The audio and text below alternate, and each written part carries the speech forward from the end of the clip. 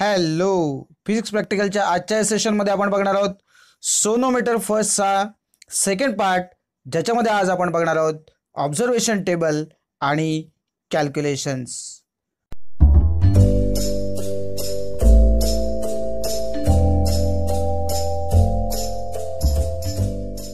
So मागच्या सेशनमध्ये आपण रीडिंग्स कशी घ्यायची ते बघितलं होतं आणि दोन रीडिंग मी प्रत्यक्षामध्ये तुम्हाला घेऊन दाखवली होती. तर ज्यावेळेला 512 हर्ट्झचा जेव्हा ट्युनिंग फोर्क आपण वापरला होता, आपल्याला जी व्हायब्रेटिंग लेंथ मिळाली होती ती एकदा मिळाली होती 17.1 आणि दुसऱ्या वेळेला जे मिळाली ते 17.2 आणि म्हणून या ठिकाणी आपला जो मीन मिळाला आपल्याला या दोघांची बेरीज भागिले 2 तो 17.15 मिळालेला आहे. ओके, आणि त्यानंतर 1/L जो आहे हा आपण त्याचा रेसिप्रोकल बघितला आहे एलचा. या 17.15चा रेसिप्रोकल जो आहे तो रेसिप्रोकलच्या टेबलमध्ये बघितल्याच्या नंतर आपल्याला हा असा या पद्धतीने मिळेल. अर्थात हे 10⁻⁻1 का आलेत? कारण आपण जेव्हा रेसिप्रोकल बघतो तेव्हा 1.715चा बघू शकतो आणि त्यामुळे 1/17.15 याचाच अर्थ 1/1.715 इंटू 10⁻1 असं ते राहणार आहे. आणि मग जो 10⁻1 आहे तो आपण डिनॉमिनेटरमधून न्यूमरेटरमध्ये टाकतो आणि त्यामुळे तो 10⁻⁻1 होतो आणि मग आपल्याकडे जो नंबर शिल्लक राहतो 1/1.715 आणि म्हणून मग आपण 1.7चा 1 आणि 5 जर त्या लॉग टेबलमध्ये आपल्या रेसिप्रोकल टेबलमध्ये बघितला तर आपल्याला याचं उत्तर मिळतं 0.5832. आता या ठिकाणी तुम्हाला लक्षात ठेवायचं आहे की रेसिप्रोकल बघत असताना मीन डिफरन्स जो आहे तो आपल्याला सबट्रॅक्ट करायचा आहे. सो या पद्धतीने हे जे सगळे नंबर्स आहेत ते आपण इथे मांडलेले आहेत बघा, तुमच्या समोर ठेवले. स्क्रीनशॉट हवा असेल तर तुम्ही घ्या. 1/L ची व्हॅल्यू इथे मी तुम्हाला काढून दाखवली आहे आणि NL ची जी व्हॅल्यू आहे याच्यासाठी आपल्याला कॅल्क्युलेशन करावं लागेल. अर्थात हे करत असताना तुमच्यासाठी एक महत्त्वाची सूचना आहे. बरेचसे विद्यार्थी काय करतात तर हा जो N आहे आणि हा L आहे याचा सिंपल कॅल्क्युलेशन करून जे काही उत्तर येतं ते आधी इथे मांडून घेतात आणि मग त्यानंतर जे काही कॅल्क्युलेशन टेबलमध्ये आहे ते वेगळं उत्तर काढतात. तर एक गोष्ट मुख्यत्वे लक्षात घ्या की तुम्ही हे जे उत्तर NLचं काढण्यासाठी हा कॉलम भरण्यासाठीच तुम्ही कॅल्क्युलेशन टेबलचा वापर करताय. त्यामुळे कॅल्क्युलेशन टेबलनुसार जी उत्तरं येणार आहेत ती तुम्हाला इथे भरायची आहेत. नाहीतर काय होईल, नॉर्मल कॅल्क्युलेशनने आपण केलेलं उत्तर आणि लॉग टेबलने केलेलं उत्तर यात थोडासा फरक असतो. अप्रॉक्सिमेटली ती सेम असतात, पण आपल्याला माहिती आहे थोडासा लॉग टेबलचा जो ड्रॉबॅक आहे की एक्झॅक्ट उत्तर येत नाही, कारण आपल्याला 4 डेसिमल पॉईंटपर्यंतच त्याची ॲक्युरेसी राहते खरं तर, 4 डिजिटपर्यंत, बरोबर आहे. आणि त्यामुळे हे NLचं जे उत्तर काढण्यासाठीच आपण कॅल्क्युलेशन टेबल वापरणार आहोत आणि कॅल्क्युलेशन टेबलमध्ये जी फायनल उत्तर येतील तीच आपल्याला इथे फिलअप करायची आहेत. ओके, सो आपला हा जो N आहे आणि हा जो L आहे याचा उपयोग करूनच आपल्याला हे कॅल्क्युलेशन टेबल करायचं. कारण आपल्याला माहिती आहे NLचा जर गुणाकार करायचा आहे याचा अर्थ आपण कसा घेणार आहोत, log of N plus log of L, बरोबर आहे. आणि मग या दोघांची बेरीज जी असेल त्याचा आपण अँटीलॉग घेतला की आपल्याला काय मिळेल, उत्तर NLचं मिळेल. सो कॅल्क्युलेशन टेबल कशा पद्धतीने राहील ते सुद्धा तुम्हाला दाखवतो. हे बघा, सो ऑब्झर्वेशन नंबर जे आहेत हे या रोमध्ये दिसत आहेत तुम्हाला 1 2 3 4 5 या पद्धतीने. आणि इथे लॉग N याला आपण A म्हटलंय, लॉग L ला आपण इथे B म्हटलंय आणि मग या दोघांच्या लॉगची बेरीज त्याला आपण A + B C म्हटलंय. आणि मग आलेल्या उत्तराचा जो अँटीलॉग आहे म्हणजे अँटीलॉग C तो तुम्हाला काय देईल तर NL देईल. सो या पद्धतीने आपली जी 5 रीडिंग होती म्हणजे इथे 512 जो होता त्याचा लॉग इथे, त्याच्यानंतर मग अशी जे दुसरं आपण बघितलं होतं, एकच मिनिट दाखवतो तुम्हाला परत एकदा. हे बघा, 512 हा तुमचा N असणार आहे पहिल्या रीडिंगमध्ये आणि तुमचा L किती होता 17.15. ओके, सो N आणि L याच्याशी संबंध आहे फक्त. सो 17.15चा जो लॉग आहे तो आपण हा बघा इथे लिहिला आहे. ओके, आणि मग या दोघांची बेरीज केली, आलेल्या उत्तराचा अँटीलॉग आणि हे उत्तर आपल्याला मिळालं आहे. हे करत असताना एक गोष्ट लक्षात ठेवा, प्रत्येक वेळेला कॅरेक्टरिस्टिक लिहायला विसरू नका. बरेच विद्यार्थी 4 अंक लिहितात, कॅरेक्टरिस्टिक लिहित नाही. तिथं इथे 3 अंकी संख्या होती 512 म्हणून कॅरेक्टरिस्टिक 2 आली, इथे 2 अंकी संख्या होती म्हणून कॅरेक्टरिस्टिक 1 आली. सो या पद्धतीने हे पहिल्याचं कॅल्क्युलेशन, हे दुसऱ्याचं कॅल्क्युलेशन, हे तिसऱ्याचं कॅल्क्युलेशन, हे चौथ्याचं कॅल्क्युलेशन आणि हे 5व्याचं कॅल्क्युलेशन. सो ही 5 जी कॉलम जे तुम्हाला दिसत आहेत ते ॲक्च्युली 5 तुमचे जे रीडिंग्ज आहेत त्याची आन्सर्स आहेत NLची. आणि पुढे जाऊन आपल्याला काय काय करायचं आहे ते मी तुम्हाला थोडक्यात सांगणार आहे. तर या 5ही व्हॅल्यू मी तुम्हाला इथे काढून दाखवल्या आहेत, परंतु एक गोष्ट लक्षात घ्या, आपल्याकडे प्रॅक्टिकल परीक्षेला जे काम करायचं आहे, जो प्रयोग करायचा आहे आणि जेवढं मटेरियल लिहायचं आहे त्याच्यावरती थोडीशी एक नजर टाकूया. म्हणजे तुमच्या लक्षात येईल की प्रत्यक्ष प्रयोगामध्ये आपण जे केलंय आणि प्रत्यक्षामध्ये आपल्याला प्रॅक्टिकलला जेवढं विचारलेलं असतं त्याच्यानुसार आपल्या या सगळ्या ऑब्झर्वेशन टेबलमध्ये किंवा कॅल्क्युलेशन टेबलमध्ये काय काय बदल करावे लागणार आहेत याच्यावरती एक नजर टाकूया. ओके, तर बघा आपल्या पुस्तकामध्ये ॲक्च्युअल कंडिशनमध्ये बघा इथे मी 5व्याचं कॅल्क्युलेशन करून दाखवलंय, परंतु आपलं जे पुस्तक आहे म्हणजेच आपलं जे प्रॅक्टिकलचं नोटबुक आहे बालभारतीचं, याच्यामध्ये 5वं जे रीडिंग आहे ते अननोन असं त्यांनी म्हटलंय. ओके, म्हणून ॲक्च्युअली जे 5वं रीडिंग आहे याच्यामध्ये तुम्हाला एन माहितीच नाही, त्यामुळे लॉग ऑफ एन लिहिण्याचा प्रश्नच येत नाही खरं तर, बरोबर आहे. आणि म्हणून तुम्हाला मी पुन्हा एकदा त्याच्याकडे नेतो. त्यानुसार जर आपल्याला हे ऑब्झर्वेशन टेबल भरायचं असेल तर कसं असेल बघा. हे ऑब्झर्वेशन टेबल या पद्धतीने राहील. इथे शेवटचा जो अंक आहे एन एल हा आपल्याला लिहिता येणार नाही, कारण खरं तर आपल्याला एनची व्हॅल्यूज माहीत नाही. त्यामुळे मग लॉग कसा बघणार, त्यामुळे एक लक्षात घ्या.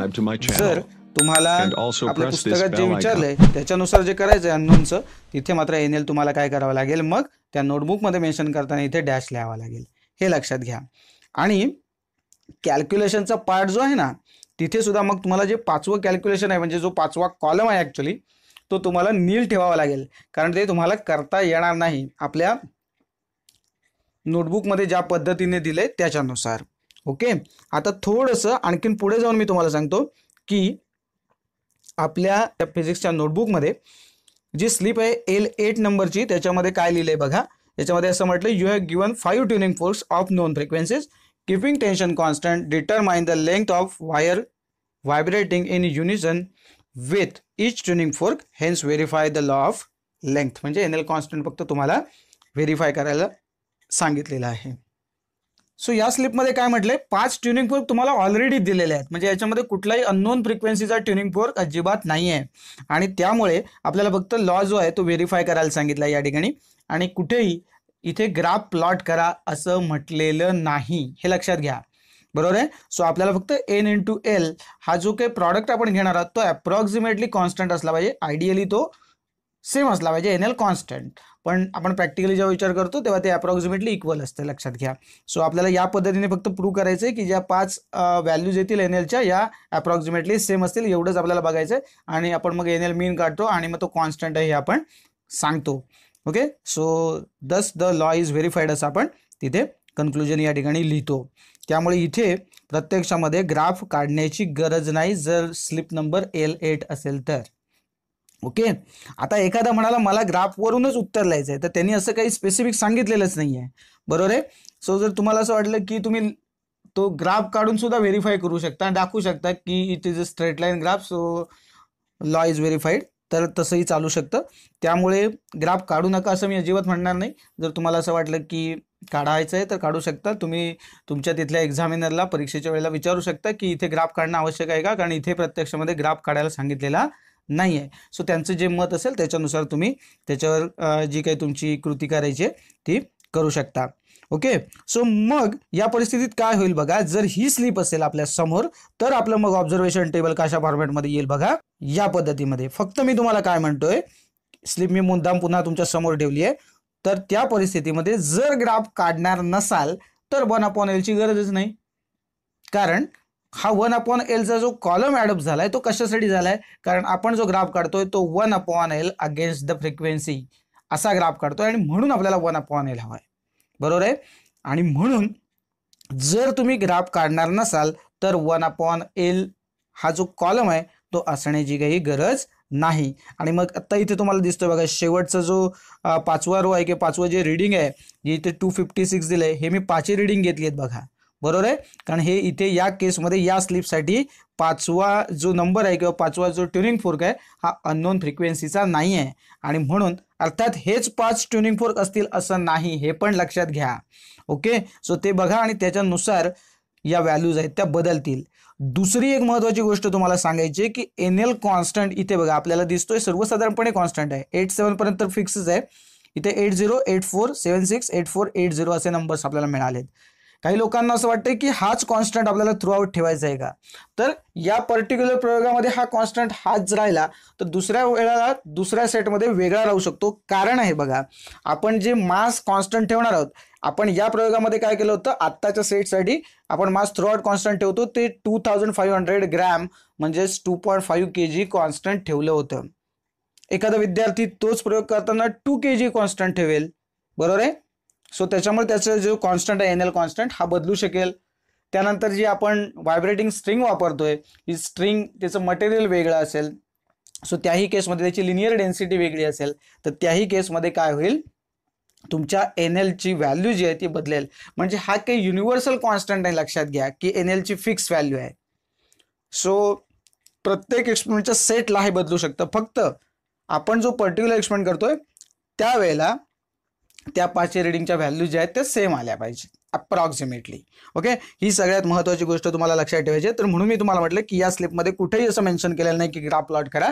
आणि जर तुम्ही ग्राफ प्लॉट करायचं नाही असं ठरतंय, तुम्ही तुमच्या एक्झामिनरला विचारून घ्या इथे ग्राफ काढायची गरज आहे का सर किंवा मॅडम, आणि मग त्याच्यानुसार तुम्ही करू शकता.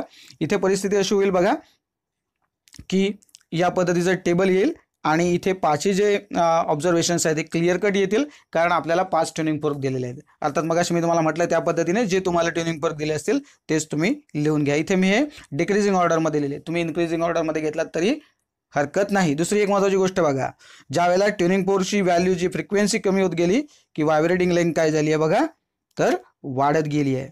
सो ट्युनिंग फोर्क एक व्हॅल्यू काय होते, कमी कमी होत जाते, दुसरी वाढत जाते, कारण NL कॉन्स्टंट आहे. सो N आणि L यांचा गुणाकार कॉन्स्टंट आहे, याचा अर्थ एक वाढला की दुसरा ऑटोमॅटिकली कमी होतो. मग भले N वाढला, L कमी, N कमी झाला, L वाढेल. सो या पद्धतीने हे सुद्धा लक्षात ठेवा. सो ही जी काय आपली L8 स्लिप होती याच्याबद्दल बोलून झालंय. याच्यानंतर मी तुम्हाला दाखवणार आहे याचं कॅल्क्युलेशन जे टेबल आहे ते तसंच राहील जे मगाशी मी तुम्हाला दाखवलं ते, बरोबर आहे. म्हणून जर ही स्लिप असेल तर कॅल्क्युलेशन मग याच पद्धतीने येईल. 5ही कॅल्क्युलेशन जे आहेत ते तुम्हाला या पद्धतीने दाखवावे लागतील आणि मग तुम्हाला NL मीन जो काय असेल तो काढावा लागेल.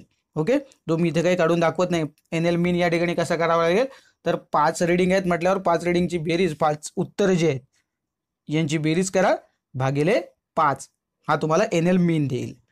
ठीक आहे. सो याच्यानंतर मी पुन्हा एकदा वळतोय आपल्या पुढच्या स्लिपकडे L9.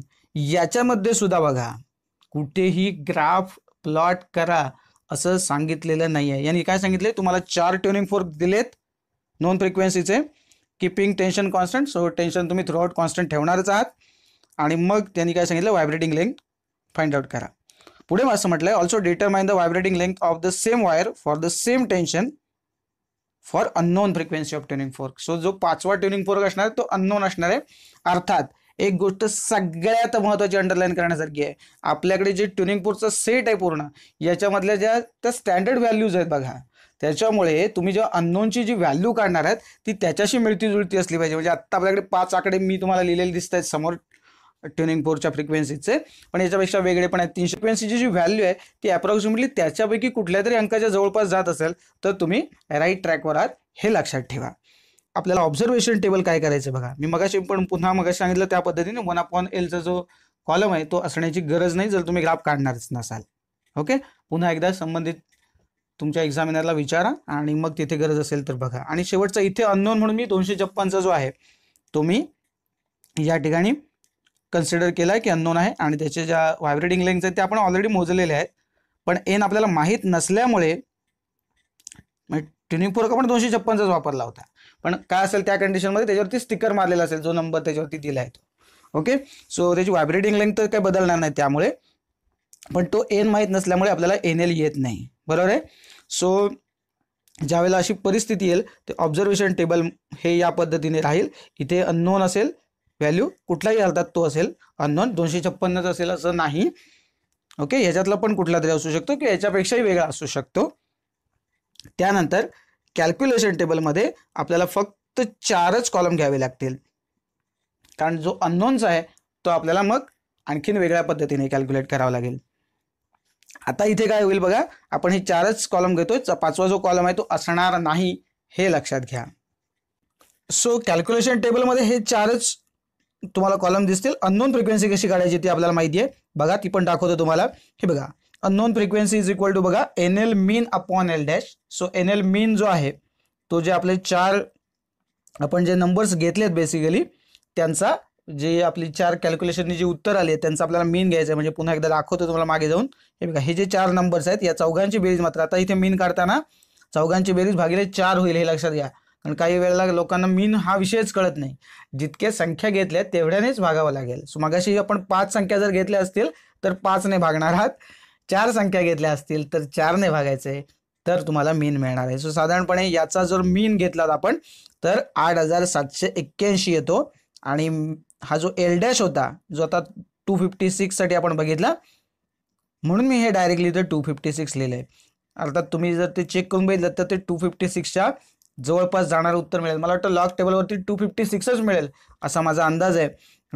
कारण जर तुम्ही सिंपल भागाकार करायला गेलात तर कॅल्क्युलेटरवर पण 256.0056 अशा पद्धतीने त्याचं उत्तर येणार आहे. सो अननोन फ्रिक्वेन्सी या पद्धतीने आपल्याला काढायची आहे. त्यामुळे पाचवा जो कॉलम आहे ऍक्च्युअली कॅल्क्युलेशन टेबलमधला तो ही जर स्लिप विचारली असेल L9 वाली तर तुम्हाला पाचवा कॉलम घ्यायचा नाहीये त्याच्या बदली हे लिहायचं आहे.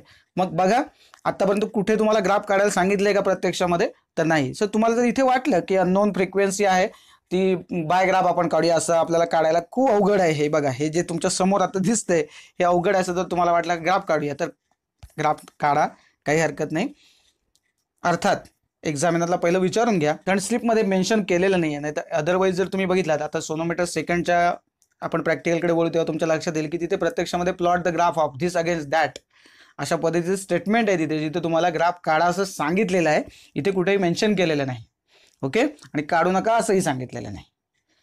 ओके आता आणखीन एक महत्त्वाची गोष्ट आपल्याला या ठिकाणी करायची आहे की तुम्ही असं प्रश्न विचाराल मला की पण ग्राफ तर आपल्याला पुस्तकात विचारलं आहे आपल्या त्या नोटबुकमध्ये तर आपल्याला ग्राफ काढावाच लागेल किमान आपल्याला प्रॅक्टिकल जर्नलसाठी जर या बरोबर आहे. सो हा जो ग्राफ आहे तो कसा प्रत्यक्षात प्लॉट करायचा हे मी तुम्हाला पुढच्या पार्टमध्ये सांगेन. तत्पूर्वी मला आणखीन एक गोष्ट तुम्हाला सांगायची की शॉर्ट एक्सपेरिमेंटमध्ये सुद्धा याची एक स्लिप आहे आणि ती काय आहे त्याच्यावरती एक नजर टाका. स्लिप नंबर S5 आहे. शॉर्ट एक्सपेरिमेंटमधली 5वी स्लिप आहे ज्याच्यामध्ये काय केलंय बघा एकदम सिंपल आहे. You have given a tuning fork of unknown frequency. So तुम्हाला एक ट्युनिंग फोर्क त्यांनी दिलाय. त्यांनी काय सांगितलंय कुठलंही सुटेबल टेन्शन ठेवा त्याच्यामध्ये आणि व्हायब्रेटिंग लेंथ मेजर करा. सो आत्ता पण आपल्याला काय ट्युनिंग फोर्कची फ्रिक्वेन्सी माहीत नाही. आता एकच म्हणजे एरवी कसे 4 दिलेले होते त्याच्यावरून तुम्ही NL मीन काढला होतात आणि मग तुम्ही हा जो काही L डॅश होता त्याने भागलं बरोबर. इथे त्यांनी काय केले तर इथे कंसात म्हटले NL इज गिव्हन बरोबर. Using the given value of NL determine the unknown frequency. म्हणजे तुम्ही फक्त काय करायचं तो L काढायचा आहे तो ट्युनिंग फोर्क घ्यायचा आहे. व्हायब्रेटिंग लेंथ फक्त मेजर करायची आहे. व्हायब्रेटिंग लेंथ तुमच्याकडे जी काही येईल 2 रीडिंग घेतल्यानंतर L मीन येईल किंवा नुसतं त्याला L म्हटला तरी चालेल बरोबर आहे. तर NL ची व्हॅल्यू तुम्हाला दिलेली असेल त्या NL ला तुमच्या L ने डिवाइड करा आणि मग तुम्हाला माहिती आहे NL डिवाइड बाय L केलं तर LL कॅन्सल होतो आणि आपल्याला फायनली व्हॅल्यू कोणाची मिळणार आहे N ची व्हॅल्यू मिळणार आहे. आणि सगळ्यात महत्त्वाची गोष्ट की राहिला भाग जो ग्राफचा जो आपल्याला आपल्या वहीमध्ये पूर्ण करण्यासाठी गरजेचा आहे तर तो जो ग्राफ आहे तो मी आज संध्याकाळीच कसा प्लॉट करायचा हे दाखवणार आहे. सो जर तुम्हाला अर्जंटली ते हवं असेल तर आज संध्याकाळचा व्हिडिओ नक्की बघा.